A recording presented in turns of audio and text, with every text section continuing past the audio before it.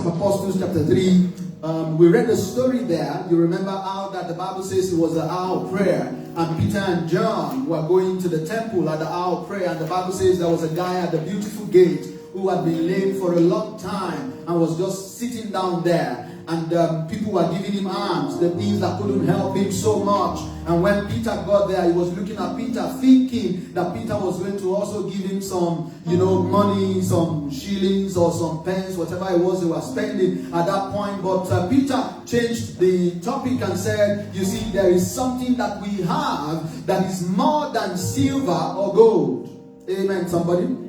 There is something that we have that is, if I ask you to begin to mention your assets, it's because I don't have the time. I will pass the microphone around and just ask you to mention your assets. You are not likely to mention the name of Jesus. That's because you don't know. We think we know. That's why the Bible says, if you think you know, it says you don't even know anything. Because when we begin to come back to the crux of the matter, you will find out that you don't know as you ought to know. We don't know as we ought to know. We will count our father, count our mother, count our sister, count your job, count your savings, count your investment, but you don't know what you have. Peter came to a point of revelation that he found out that there was something he had that money couldn't buy. So he began to say to the man that was lame at the beautiful gate, silver or gold I don't have. And you will have thought that he was a very poor guy. That because he didn't have silver or gold, that he was, the most wretched of all people. But Peter began to open our eyes to the understanding of the fact that it is not the lack of silver or gold that makes you a poor man. Acute poverty is not about silver or gold. So he began to say to that guy, but that which I have. If you were the guy that was sitting at the beautiful gate, you must about that time be taking your gaze off this guy. Say, nonsense, silver or gold, you don't have. So what do you have? Because in our world, if you don't have silver or gold, you don't have anything. You don't have anything. So it was a wrong way to have started the conversation to say to a man that was begging that you don't have silver or gold. So what else am I looking to you for? But just before the guy took off his gaze, Peter said, hold on. That which I have, I give to you. And then even at that point, you will have thought that Peter wanted to bring out something else apart from silver or gold. Maybe some clothing or some shoes. The guy must have been looking at him. Maybe he had a bag or he had a car that was carrying some food stuff or some...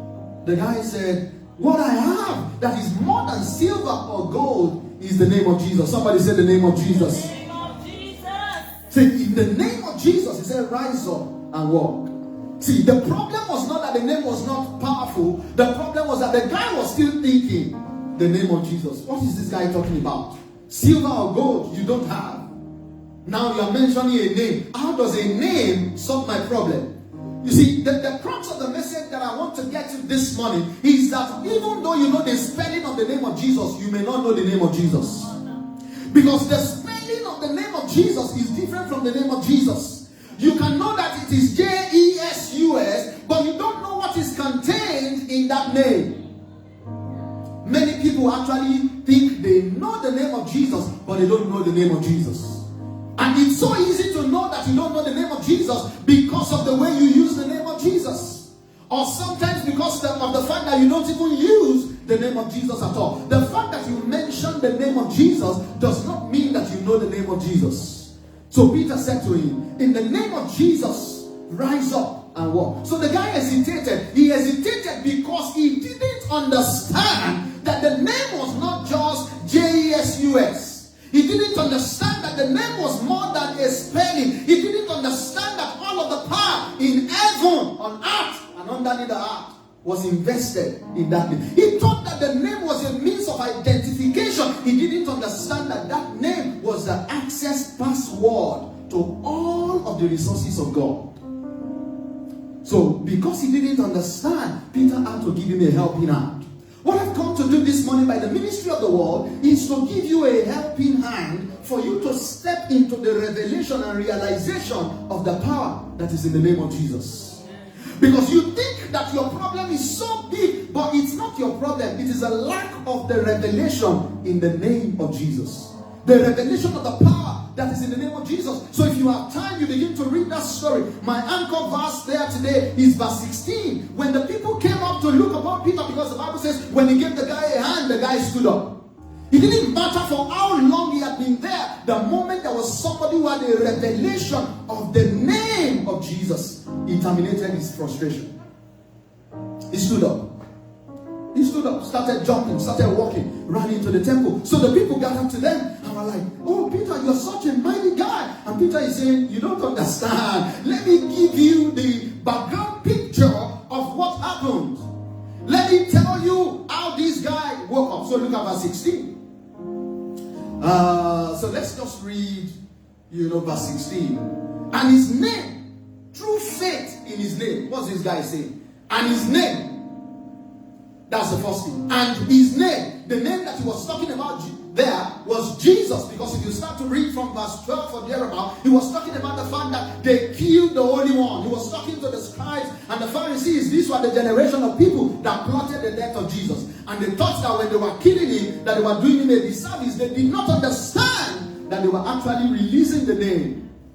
Because Jesus had said by prophecy, if I be lifted up, it was in the lifting that the power was. So he was saying to them, his name. Somebody say his name. But he didn't stop there. He now said, through faith in his name. Somebody say faith in his name. Because you know the name, but you are not releasing the faith for the power that is in his name. So Peter was saying, it is his name, through faith in his name. What releases? So for instance, if I ask you Romans 10:17, you say you know it. Faith cometh by hearing, and hearing the word of God. But faith in what? It is faith in the name of Jesus. So our faith works. It's not just that you say our faith cometh by hearing, and hearing the word of God. What the word of God draws our attention to is the investment of the power of God in the name of Jesus. All of the power of God is in the name of Jesus. So you see, from Genesis to Revelation, the central theme of the Bible is Jesus. And I don't have the time to begin to mention to you who Jesus was, the lamb that was slain in Genesis. He was the Passover lamb. In Exodus, he was our high priest. In Leviticus, all through the Bible, Jesus said to them, you think you know the scriptures. He said, search the scriptures, for you think you have life in them. He said, but they are they that testify of me. All of the word is about the testimony of Jesus. So if you are reading the Bible, what you should be seeing is the power that is in the name of Jesus. So Peter was clearing their doubt. Don't look on us as if we are powerful. If you see anybody that is walking in the supernatural, that he understands this key. This is the foundational key that opens the doors of heaven. Nothing else. Everything that we do must be about the name. He said, in my name, they will cast out demons. In my name, they will speak in tongues. The reason why you are speaking in tongues and your tongue is not working is because you think that power is in the tongue. Power is not in the tongue. Power is in the name. In my name, they will speak. So anybody can come and speak any tongue. The reason why mine will work and that of the other person will not work is because the other person is fabricating tongues, but I am speaking in tongues in the name. Somebody say the name. It's about the name of Jesus. There is no talisman, there is nothing. It's just jacket and suit. If you see anything, it's the name of Jesus, the access route into heaven. Philippians chapter 2 verse 9. Let me show you. So you must understand that names are gateways in the realm of the spirit. Names are not just titles or reference. No, they are gateways. They are access points. Philippians chapter 2 verse 9. After all of the sacrifice that Jesus made on earth, you would have thought that when he went to the Father would have given him something. But let's find out what the Father gave him. Philippians chapter 2. Let's read from verse 6. Who being in the form of God, thought it not robbery to be equal with God, but made himself of no reputation, and took upon him the form of a servant, and was made in the likeness of men. And being found in fashion as a man, he humbled himself and became obedient unto death, even the death of the cross. Everybody, can we read verse 9 together? Are you there? Do you have verse 9 in your Bible? Can you cough? Clear your throat. Huh? Are you ready now? Let's read verse 9 together. 1, 2, go. Wherefore, God also hath highly exalted him and given him a name which is above every name. Verse 10. That at the name of Jesus every knee should bow, of things in heaven and things in earth and things under the earth. Verse 11. And that every tongue should confess that Jesus Christ is Lord, to the glory of God the Father. So you see, all of the suffering that Jesus went through, that he didn't want heaven without you, and then he came down and suffered and all of that. When he went back to heaven, the reward for it was a name. The reward was a name. The judicial system of heaven now, put his name on a special seal and said, above all things in heaven, elders, angels, principalities, powers, dominions, throne. Paul mentioned them in another scripture. In heaven, anything in heaven except the Father. God exalted the name of Jesus above every other name.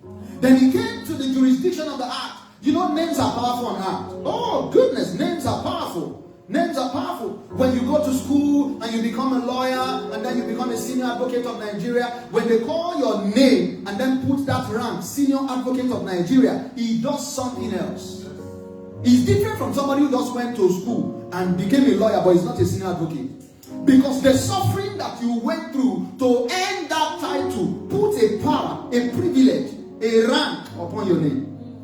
So when you come to court and you say, so, senior advocate of Nigeria, even every other person there will say, welcome sir, welcome sir. It's respect, because names contain power.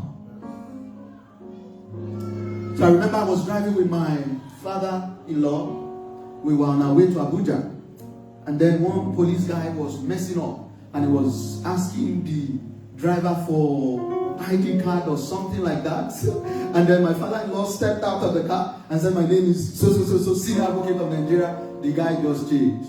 Even those of us that are bloody lawyers, somebody say bloody lawyer. Okay, don't say bloody lawyer, say baby lawyer. The moment you appear in your car and you see confidently, just the sticker of NDA does something to the police.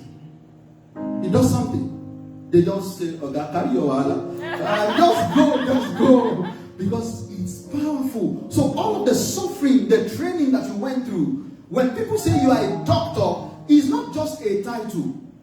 Because there is a difference between doctor, conductor, and traditional doctor. There is a difference. So when they reference you as a doctor, they are talking about all of the years that you put into education. They can trust your prescription. They can trust your treatment because you are called a doctor. So the point I'm trying to make is that all of that suffering that Jesus went through, he was concocting the power, the name. You see, if you are a student of the Bible, you will find out that there was no treatment that was given to Jesus in his punishment that was ordinary.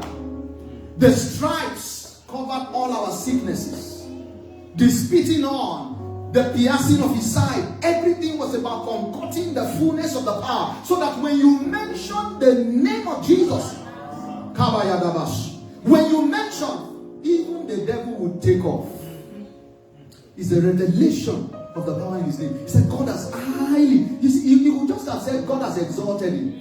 But Paul was trying to bring out a revelation. He didn't have the requisite grammatic adjective to explain. So all he could say was, God has highly exalted him and given him a name. It's a powerful name. It's a powerful name. So your greatest asset as a Christian is the name of Jesus.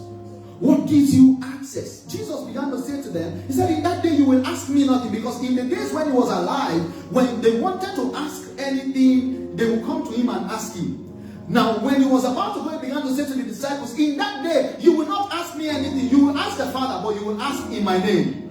If you ask, so you see, if Jesus is not here, and we begin to call the name of Jesus, the implication is that Jesus comes here. That's why he says, where 2 or 3 are gathered in my name, he said, there I am in their midst. So you see, the name of Jesus, even though it sounds abstract in your mouth, it is by revelation that it becomes real. So when we call the the name of Jesus, Jesus appears. He's there. That's why I'm saying that you know the spelling does not mean you know the name. You need to study the word to understand how the name works. The difference between somebody calling the name and miracles happen and you calling the name and nothing happens is not the spelling. It's not even how loud you shout the name. It is the revelation of what is in the name. So somebody can come and say, Father, thank you. We command that demon to go, and the demon goes. And then I had one minister recently say, yes, but he was casting out a demon for 2 hours, from 9 a.m. to 11. And by the 2-hour mark, he said the demon called his name and said, Ezekiel! He said, go and drink water. He said he took the counsel, he went to take water because he was already thirsty. He was calling the name, go, in the name of Jesus. It's not by shouting. He said in another deliverance session, he was casting out a demon and all of that. What did he say the demon told him? I can't remember. But they were just messing him up. If you were in that environment, you would think that the name was not powerful. No, it's not the name. It's the person calling the name. There is a way you give an adult a passcode. You know, maybe let's say to meet the president of Nigeria, who could give you a complimentary card? Let's say the president of the US. Assuming that the president of the US gives you his card and gives you something and say, go and see the president of Nigeria.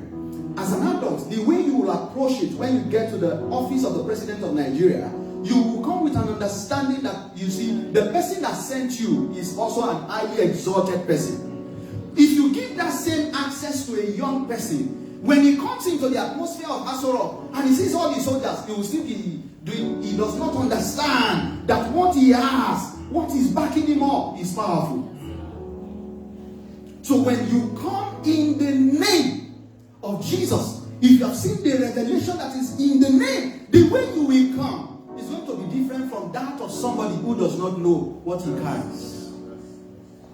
That's the difference. The reason why your sickness does not obey you is because even though you pray, you are just praying, you don't have a revelation of that name.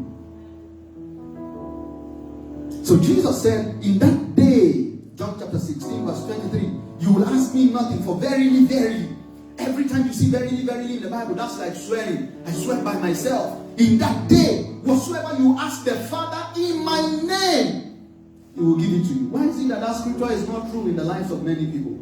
They don't have the revelation of the name of Jesus. Matthew 18, verse 20.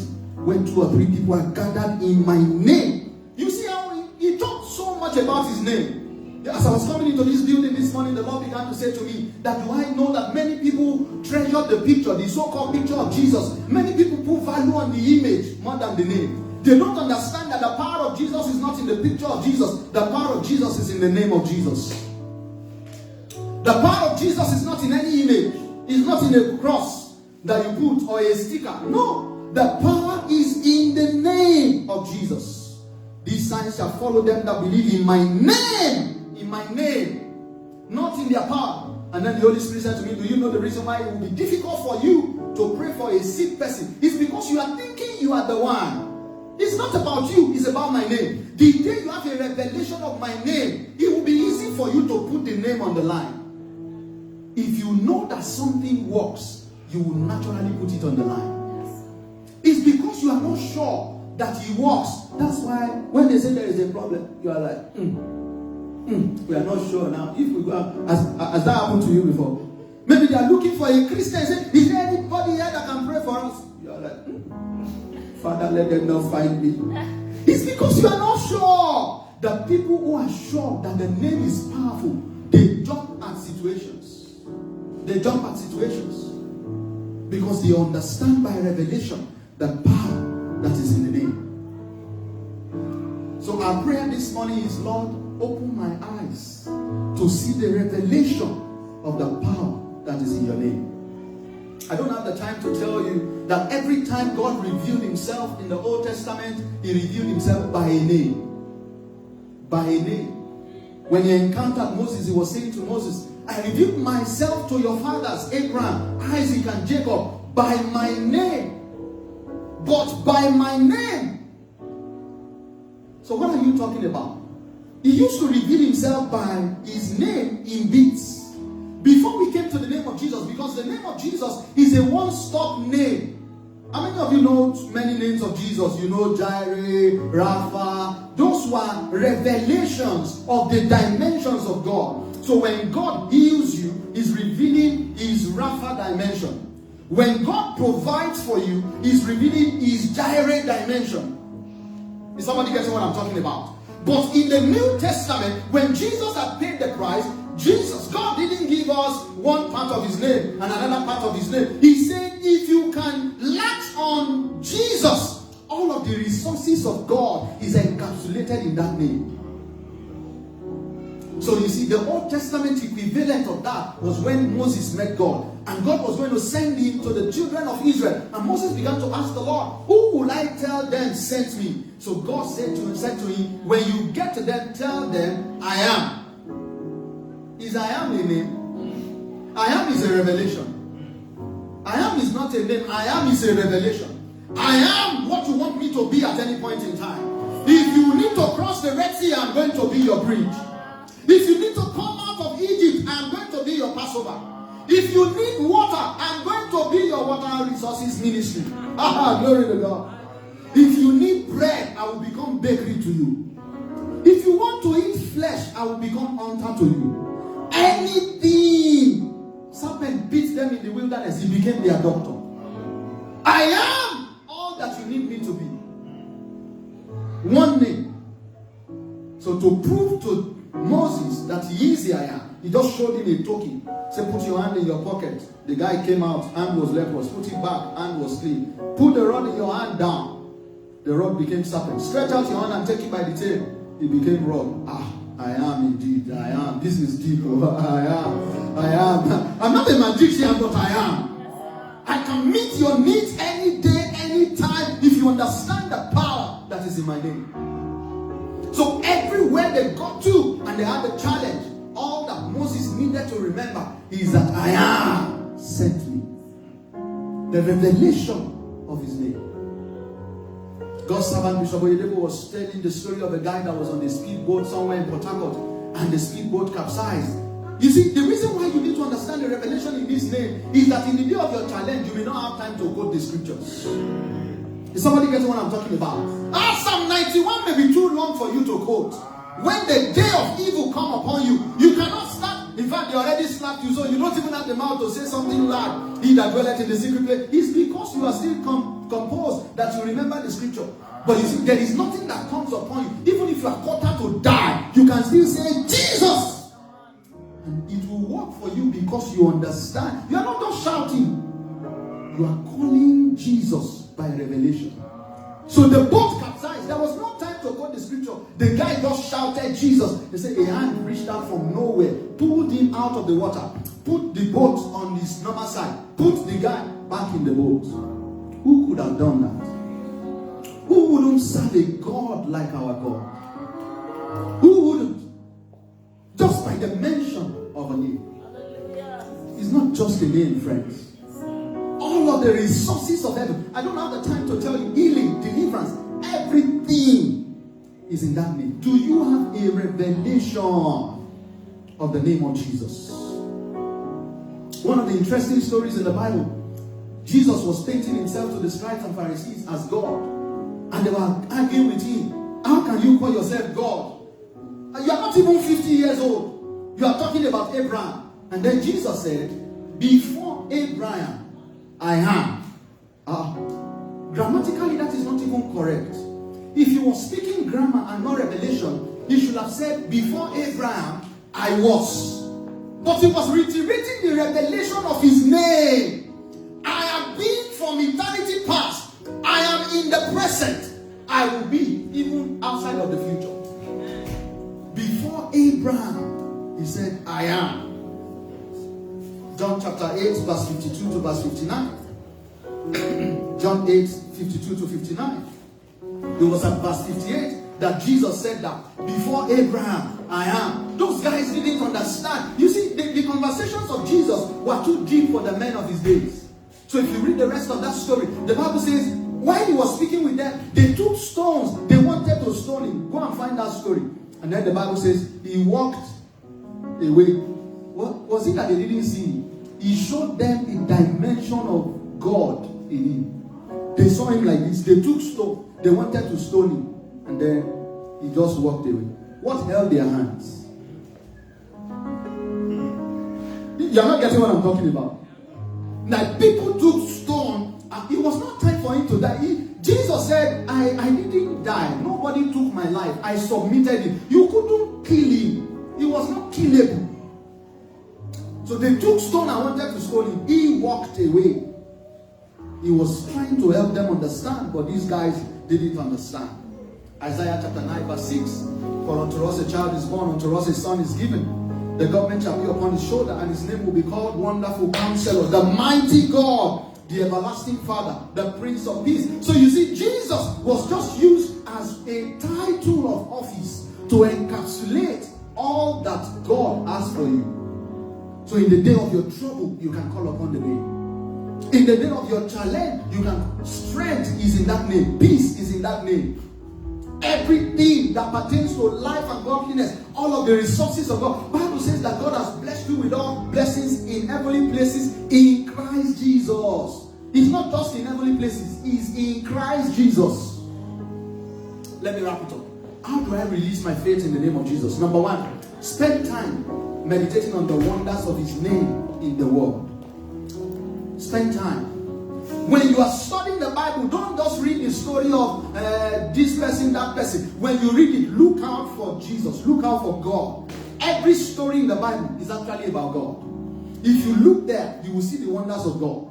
That's how you equip your revelational store of the power of Jesus. So that in the day that you call upon the name, you are not just spelling, you are talking out of your revelational store of what is in the name. So when I read the story of the children of Israel passing over the Red Sea, in the day of my challenge, what comes to my mind is that the name of Jesus is able to make a way for me where there is no way. It's about the name of Jesus. So spend time and meditate on the wonders of the name of the Lord. It's in the Word. From Genesis to Revelation, it's about the name of Jesus. It's about the name of God. Number two, spend time in worship, hallowing his name. You remember the prayers that he taught the disciples in Matthew chapter 6? Many of us don't do it. The reason why you skip over the name of Jesus to go and use the name of Jesus is because you don't understand this revelation. In fact, most of your time should be devoted in prayers to first hallowing the name. Our Father who art in heaven, hallowed be thy name. You worship that name. You magnify that name. The reason why you are doing that is because you've got a revelation of the power that is in the name. Back in Africa, when a traditional priest wants to, call his God, he spends a lot of time calling the name of that God. Because as you worship that name, that God is invoked. So how you invoke the power that is in the name of Jesus is by hallowing the name. When last did you spend time just, worshiping that name? Because of the power that is in it. All of heaven's resources is captured in that name. So you spend time and hallow the name. Every time Jesus will pray, he will first thank the Father. He was teaching us a prototype of the fact that, see, if you understand the name, you will worship the name. And by worshiping the name, the power in the name will be at your disposal. So don't rush. Let me tell your neighbor, say, don't rush. Because you think that your need is a problem to God. It's not a problem to God. Take time and hallow the name of Jesus. So that by the time you get to your needs, the name is already working wonders. Number 3, depart from iniquity. 2 Timothy chapter 2 verse 9. He said the foundation of the Lord stands sure, bearing this seal. The Lord knoweth those that are his. And let everyone who names the name of the Lord depart from iniquity. The reason why the name of Jesus will not walk in the mouth of someone is because he's still in iniquity. The 7 sons of Sceva came and said, we adjure you, demon, by the name of Jesus, whom Paul preaches. The demon said, I know Jesus, I know Paul. Who are you guys? You don't have a standing in the kingdom. The name does not walk in the mouth of people who walk in iniquity. So people will say, and we called upon his name. It's not about his name, it's about you. Check your life. The name walks. He walks in the mouth of the righteous. The name of the Lord is a strong tower. He didn't say the sinner runs into it. The only time he works for the sinner is if the sinner is seeking for salvation. But at every other time, the righteous runs into it and they are saved. It is the righteous. Number 4, honor his name. I'm just running over this. Honor his name. You see, the believer is the one who does not understand the power of the name, and he takes the name of his God anyhow. Meanwhile, even in the 10 Commandments, thou shalt not take the name of the Lord thy God in vain.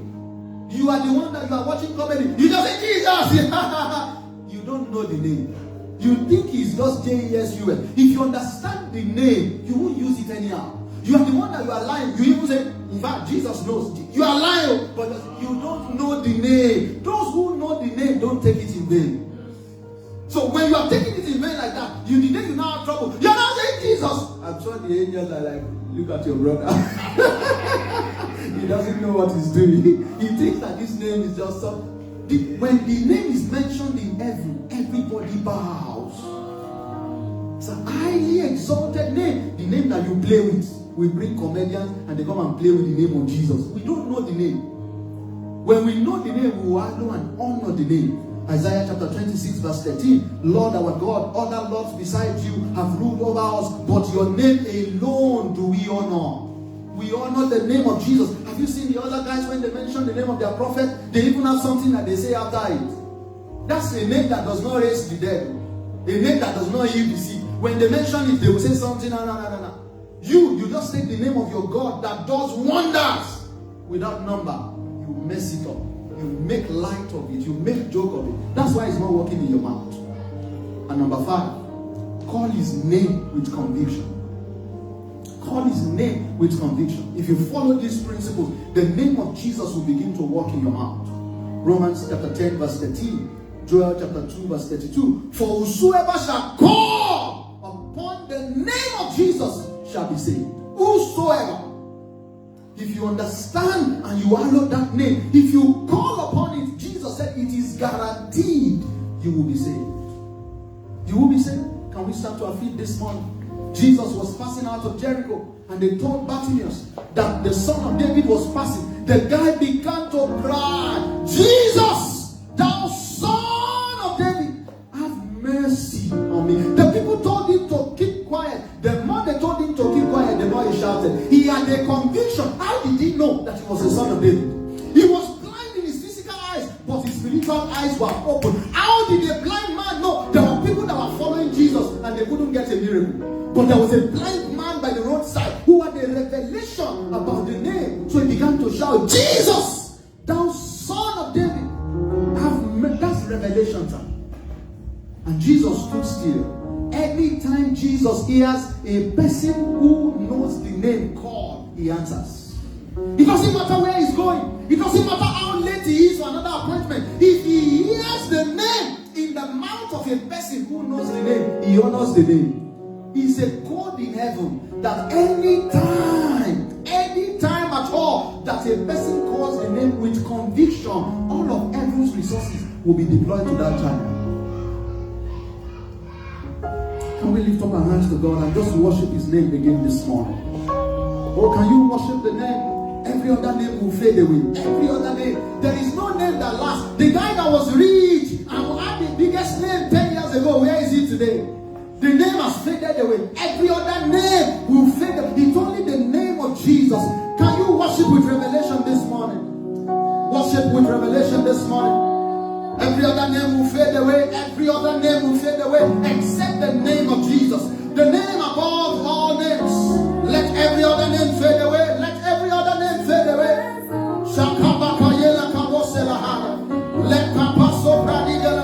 Let every other name fade away. For the name of Jesus is exalted in our lips. Can you exalt his name this morning? The name of Jesus is exalted in our mouths. We will honor the name of the Lord. There is no sickness in your body that can stand the name of Jesus. There is no affliction in your family that can stand the name of Jesus. There is no challenge that you are going through that can withstand the name of Jesus. I don't know what report you have. I don't know what name they gave to it. Let the name fade away. Let the name fade away. Only Jesus is exalted in this house. Say it to yourself. Only Jesus is